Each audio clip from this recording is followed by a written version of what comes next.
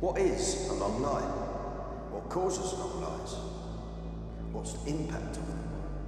How do long lies affect the NHS? And how can they be prevented?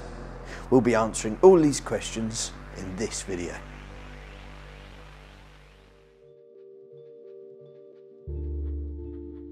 Firstly, what is a long lie?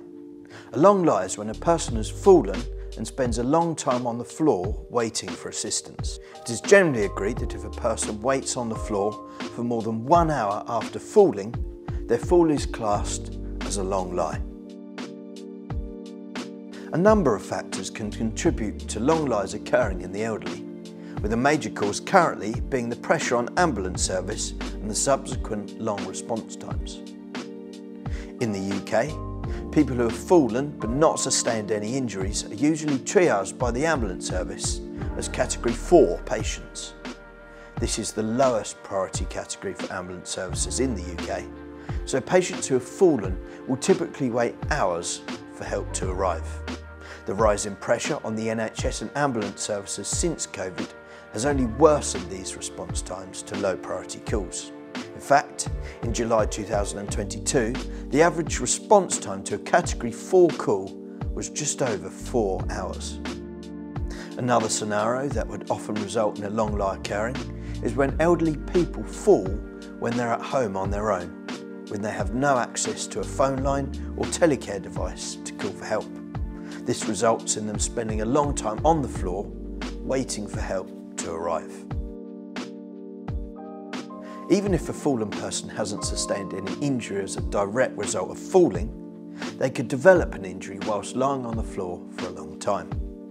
Some of the serious complications associated with long lies include pressure sores, dehydration, hypothermia, pneumonia, and acute kidney failure. An hour on the floor for a person is actually classified, anything longer than an hour is classified as a long lie. And that means that if someone remains on the floor for longer than an hour, then they will start to come to harm.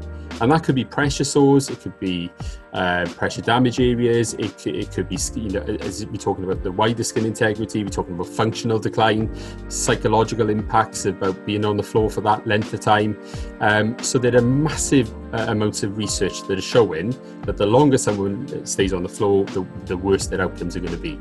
In fact, a fifth of elderly people who are admitted to hospital after they've had a non-injury fall will have been left on the floor for more than an hour. And of those, half will die within 6 months from related complications. From an NHS perspective, long lies can have a huge impact on system-wide pressure and can affect multiple partners. Patients that experience a long lie are much more likely to require admission to hospital and specialised treatment thereafter, resulting in an increase in bed day and bed occupancy numbers in hospitals, both of which result in increased pressure in those hospitals, as well as the financial impact. For ambulance services, increased pressures in hospitals result in slower handover times at emergency departments, further impacting their ability to rapidly respond to high priority calls. To prevent a long lie from occurring after someone has fallen, a rapid and effective response is required.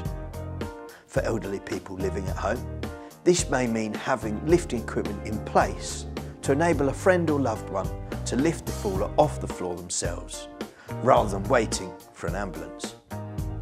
Or it could be investing in telecare devices, such as a pendant alarm that can be worn around the wrist or neck, so the fallen person can alert a telecare company when they have a fall. This enables a faster response than a typical ambulance one for a non-injury fall. From a regional NHS perspective, long lies and their effects can be reduced by enabling and equipping more people to respond to falls. On our website, you can see examples of where NHS organisations have successfully upskilled different groups to respond to falls.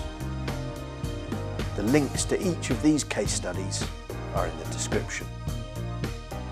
To find out more about different ways NHS organisations can reduce the impact of falls and long lies in the community, please go to www.felgains.org. www.thebrightlife.com.